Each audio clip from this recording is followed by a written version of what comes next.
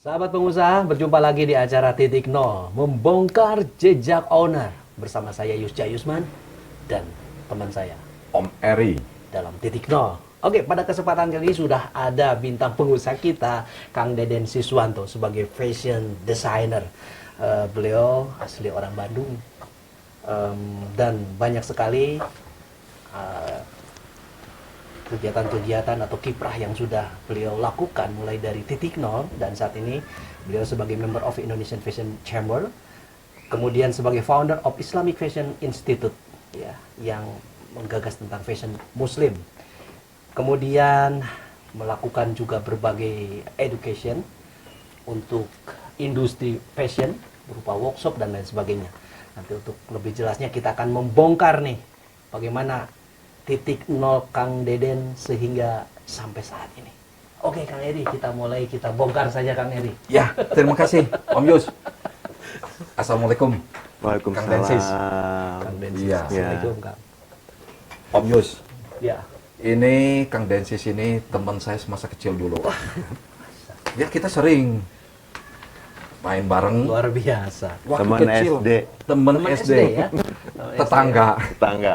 Waktu kecil yang saya ingat, Ya. Densis ini kalau main, dia suka bawa kertas. Nah, Waktu itu masih SD loh. ya. Dia gambar-gambar desain baju, saya bilang, oh, ini luar biasa. Sudah mulai ya. Masih kecil aja sudah berbakat. Sudah mulai luar biasa. Gitu. Nah, jadi itulah awal saya. Kemudian sama Kang Desis ini lama kita nggak ketemu ya. Ya, Ketemu udah di Jakarta waktu Iya. itu ya. Ya. sudah lama ketemu, udah ketemu pas sudah tua. Udah tua.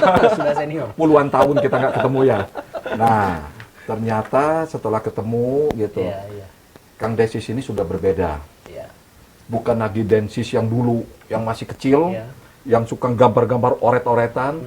Ternyata Kang Desis sudah menjadi orang yang sudah terkenal. Wah, luar biasa. Sudah Dikenal, saya bukan terkenal. dikenal. Dunia sudah mengenal beliau karena beliau berkarya. Iya. Ah, Iya. Ini yang perlu kita ketahui Om. Nah, ini yang perlu kita Bongkar bongkar. saja Om lah, supaya Oke, teman-teman lain kita bongkar ya. Ya. Siap? Silakan bongkar apa? Bongkar. kita bongkar. Iya. Kita bongkar saja. Ya, ya. Om Yus. Ya. Kang Den, mulai kapan berkiprah di bidang desainer Ya. fashion?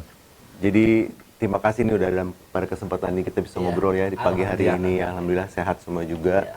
Jadi kiprah saya di bidang fashion memang dari dulu senang ya tentang fashion itu seperti apa. Cuma kan belum tahu karena kan tidak pernah mengenyam pendidikan di bidang fashion. Nah, ketika lulus sekolah ya SMA pada waktu itu ya kan juga karena sesuatu hal yang ya namanya juga kan kehidupan orang tua juga tidak sebagus teman-teman yang lainnya ya kan, Iya, bisa betul. sekolah di mana dan sebagainya. Nah, jadi karena saya juga senang tadi yang sampaikan juga menggambar ya kayak seperti menggambar saja, tidak tahu seperti apa Mengalir dasarnya dan sebagainya. Jadi hanya senang menggambar, terus kemudian larinya ke bidang fashion, hanya menggambar saja, tidak tahu harus bagaimana. Nah, akhirnya sekolah, nah mengambil kursus singkat lah di situ. Iya. Jadi sambil sekolah juga sambil juga belajar bagaimana seperti fashion designer seperti ini. Ternyata memang tidak mudah harus sekolah. Berapa lama Kang Nah. Desis waktu itu kursus singkat itu? Yang dibilang singkat itu berapa lama 1 itu? tahun.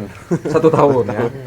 1 tahun, kemudian sambil iseng-iseng belajar juga bekerja. Nah, melamar ke garment. Dulu kan garment ya, belum ada istilahnya itu asisten fashion designer, belum banyak. Jadi masih belum ada seperti itu. Jadi akhirnya ke industri.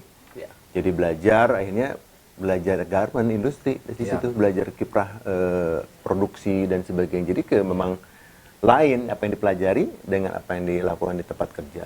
Jadi dari situlah belajar, kemudian selesai. Nah juga hampir masih kurang nih belajar apa lagi? Oh ternyata saya harus mengerti pola, membuat pola. Nah, Saya potong Kang Den. Tadi kan dibilang bahwa ini ternyata apa yang didapatkan di pendidikan itu ternyata lain dengan Ya, ketika sudah betul. bekerja Ya, ya. betul. Lainnya apa Kang Den? ya lain karena kan kalau di pendidikan kan semua yang bagus-bagus kan. Ya. Ya, ya. Nah di dunia nyata kan kita dihadapkan dengan konsumen, Ya. dengan juga hal-hal berhubungan dengan sesuatu yang memang harus bisa dipakai. Ya. Jadi sudah melihat dunia nyata yang dipakai itu ya seperti apa. Jadi tidak hanya mimpi membuat gambar, Ya. tapi juga bagaimana supaya bisa dipakai. Ya. Nah, pakaian tersebut. Jadi bekerja di pakaian pria lah, dan kemudian pakaian anak-anak lah. Itu sering waktu berjalan sampai akhirnya sekian tahun lah, hampir 10 tahun mungkin saya bergerak di fashion garment. Nah, akhirnya saya memutuskan untuk saya resign dari garment tersebut. Saya memulai merintis usaha kecil. Berapa lama Kang Den waktu kerja di Garment? Di garment hampir 10 tahun mungkin ya. 10 Oh, lama ya, lama Om Yus. Iya, Dan saya pengalamannya. membuat pakaian Iya. anak-anak loh. Oh, bagian gambarnya. Menggambar dan membuat pola Membuat juga. pola, Jadi ya. akhirnya juga belajar banyak tentang bagaimana kenapa pakaian anak harus seperti ini. Nah, itu membuat ya maksudnya lebih ke sesuatu hal yang tidak bisa didapatkan di dunia pendidikan juga kan. Jadi learning by doing ya terjadilah di sana.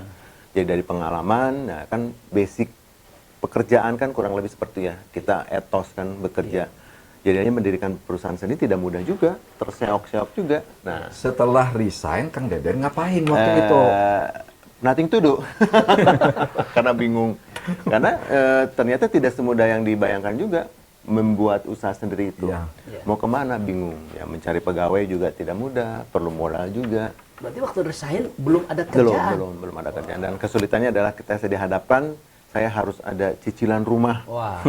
Kang Den waktu resign itu tahu nggak resiko apa yang akan Tahu, Kang Den tahu. ini? Cuman Tahu kan ya? padanya saya harus memutuskan suatu hal yang saya untuk melangkah lebih maju lagi. Apa waktu itu yang menjadi alasan Kang Den harus resign dari pabrik itu? Karena apa ya, sesuatu hal ingin saya berdiri sendiri. Jadi setelah saya berkiprah sekian tahun di sana sebagai ya istilah staff lah, pekerja di sana, dan 9 to 5 ya, bukan 9 to 5 lagi kan, lebih dari itu kan. Kadang-kadang kalau garment kan perjuangannya besar ya, harus mengajar sampel untuk mempresentasikan di depan buyer seluar negeri. Pergi kemana-kemana, memang juga pengamalan banyak di sana. Mengenal dunia luar di sana, belajar banyak di sana. Tapi pada suatu saat kita harus memutuskan untuk kita bisa melakukan semua sendiri.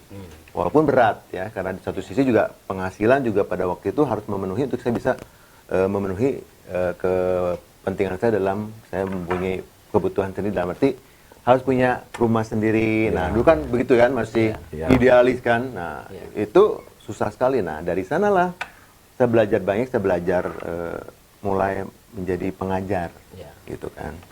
Mengajarkan tentang fashion juga Di itu, tempat yang Kang Den waktu iya, itu di tempat kursus saya itu kursus, ya. gitu. Jadi seolah-olah saya mesti Boleh hidup boleh dari nggak kok situ. kita sebut itu tempat kursusnya? Intermodel. Intermodel ya. yang di Jalan Jakarta Ya, ya. sekarang sudah berubah jadi Ya.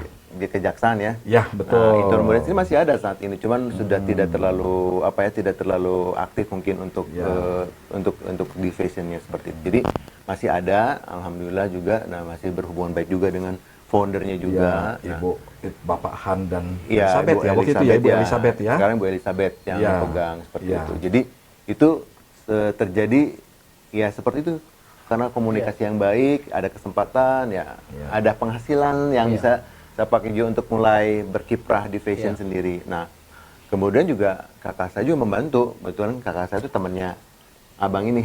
Om Heri.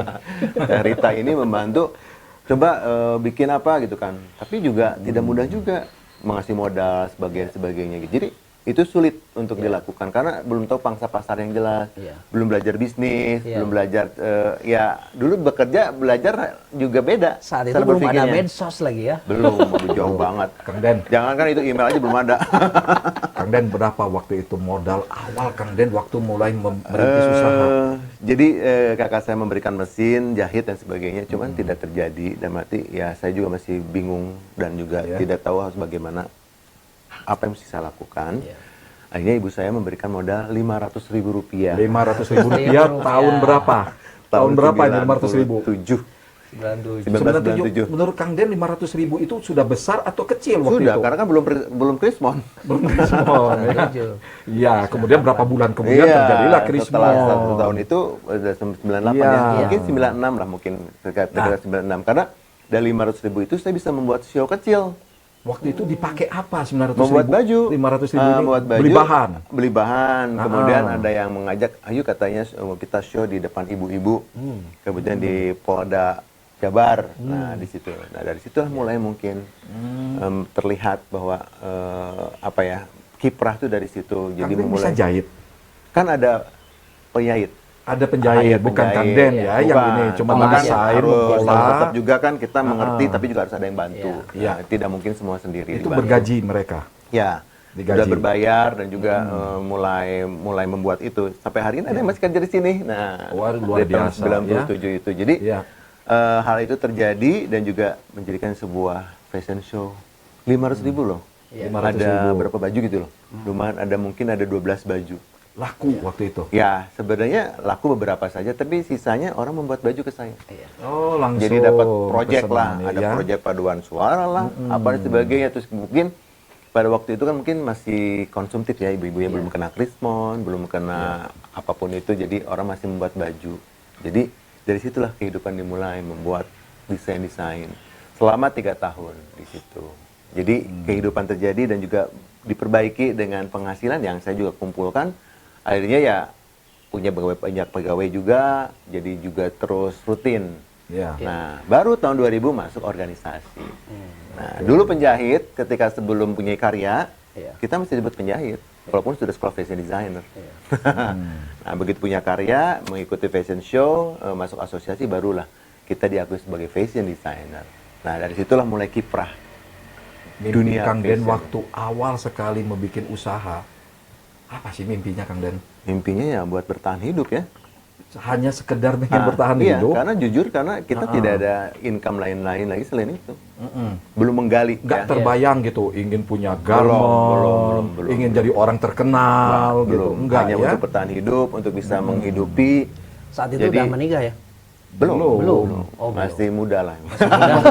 Sudah. Masih imut-imut jadi ya begitu. Masih bebas ya, belum terlalu banyak tanggungan lah. masih polos. Iya. Polos dalam banyak hal. Berarti dalam dunia usaha juga tidak mengerti. Jadi banyak belajar dari situ. Tapi semua itu dilakukan di Bandung ya waktu Di itu ya? Bandung, masih baru di Bandung. Iya. Tahun 2000 masuk dunia fashion, saya harus berkiprah lebih jauh lagi. Kebetulan juga ada rezeki. Iya. Ya saya mungkin pindah ke Jakarta. Nah, tapi 2 tempat, 2 kaki, Bandung dan Jakarta. Jadi saya harus berkiprah di Jakarta karena pada waktu itu masih media cetak ya dan media elektronik. Iya. Nah, jadi menjajah 2 itu. Ya. Nah, dari itu mulai. Nah, masuk jajaran kancah fashion Indonesia itu kan juga kita harus berprestasi. Makanya Ya. selalu punya prinsip, saya tidak ingin terkenal, tapi saya ingin dikenal. Jadi kalau dikenal kan siapapun bisa mengenal dan juga bisa berkomunikasi. Ya. Tapi terkenal kan untouchable ya. Jadi Ya. hanya terkenal, kita tidak mengenal mereka, tapi hanya dia terkenal. Nah, Iya. saya punya prinsip seperti itu. Nah itu Om Yos. Waktu keluar dari garment itu Ya.